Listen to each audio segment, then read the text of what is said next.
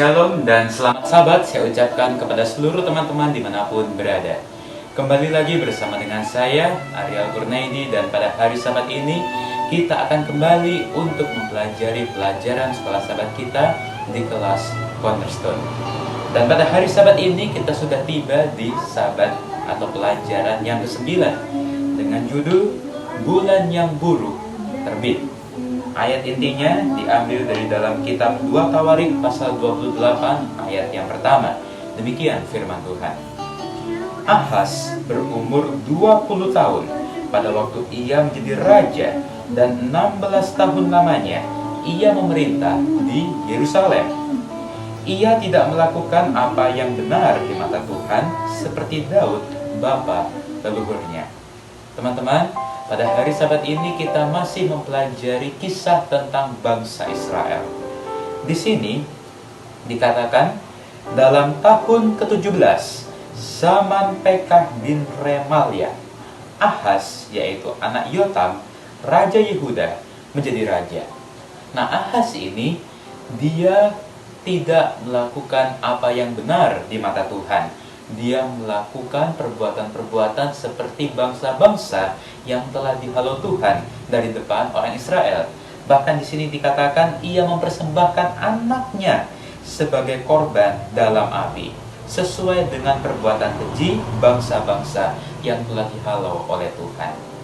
Nah, pada waktu itu, singkat cerita, ada seseorang, yaitu Rezin.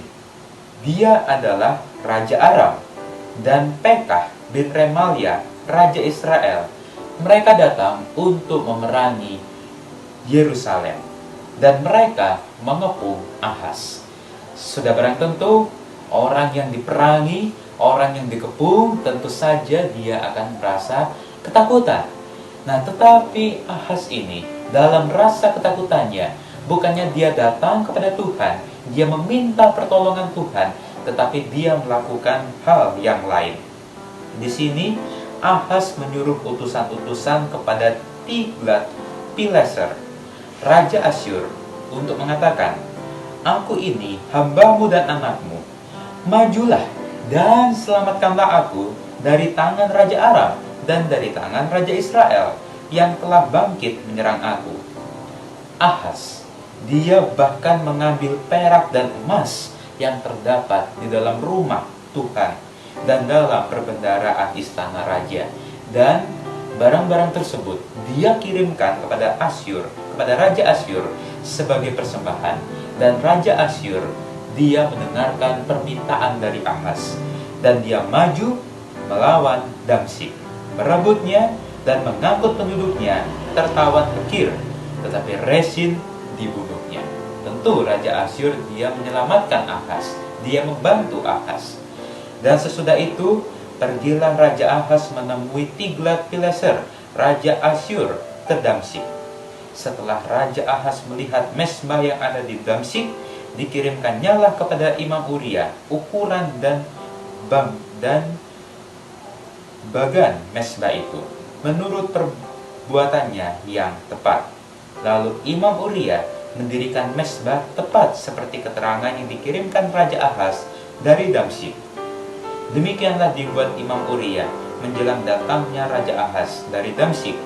Setelah Raja pulang dari Damsyik, maka Raja melihat mezbah itu, lalu mendekatlah Raja kepada mezbah itu, naik ke atasnya. Nah, teman-teman, apa yang bisa kita dapatkan dari pelajaran sekolah Sabat kita pada hari Sabat ini? Di sini satu kutipan mengatakan, terkadang ketakutan dia adalah mempunyai potensi untuk mendorong kita datang kepada Allah dan mencari perlindungan.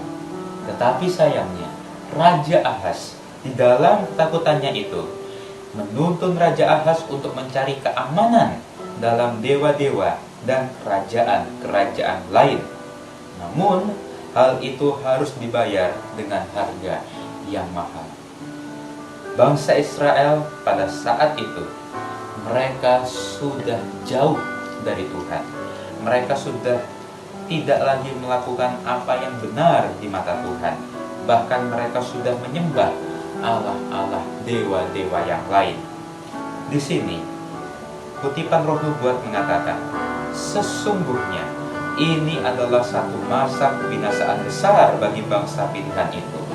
Hanya dalam beberapa tahun yang singkat, maka 10 suku bangsa itu sudah harus terserak di antara bangsa-bangsa kafir. Dan dalam kerajaan Yehuda juga tampaknya sudah gelap. Kekuatan-kekuatan untuk kebaikan dengan cepat menjadi berkurang, sedangkan kekuatan-kekuatan untuk kejahatan semakin bertambah-tambah. Di dalam Alfa dan Omega jilid 3 halaman 265. Jadi pelajaran yang bisa kita ambil pada hari Sabat ini, apabila kita sedang dalam kesulitan, jika kita mengalami masa-masa kesulitan, maka yang harus kita lakukan adalah datang kepada Tuhan. Bukan datang kepada orang lain, bukan datang kepada hal-hal yang lain, tetapi hanyalah datang kepada Tuhan. Dan kita juga harus mempunyai prinsip, kita harus mempunyai integritas dimanapun dan dalam situasi apapun kita berada. Jangan seperti bangsa Israel, dalam waktu sekejap saja maka mereka sudah beralih dari Tuhan. Mereka sudah tidak memiliki integritas lagi. Mereka sudah melakukan hal-hal yang jahat, hal-hal yang tidak benar di mata Tuhan. Maka dari itu, kita sebagai umat-umat Tuhan, marilah kita tetap selalu setia kepada Tuhan. Kita memegang integritas kita sebagai umat-umat Tuhan, sebagai anak-anak Tuhan, dan kita selalu datang berserah kepada Tuhan dalam situasi apapun, kapanpun, dan dimanapun kita berada. Inilah video sekolah sahabat kita pada hari Sabat ini.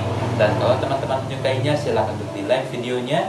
Dan jangan lupa untuk komen di bawah. Dan yang belum subscribe, saya ingatkan untuk di subscribe. Dan jangan lupa untuk dinyalakan tombol loncengnya, supaya teman-teman boleh mendapatkan notifikasi pemberitahuan jika ada video terbaru. Sampai jumpa di video selanjutnya. Tuhan memberkati.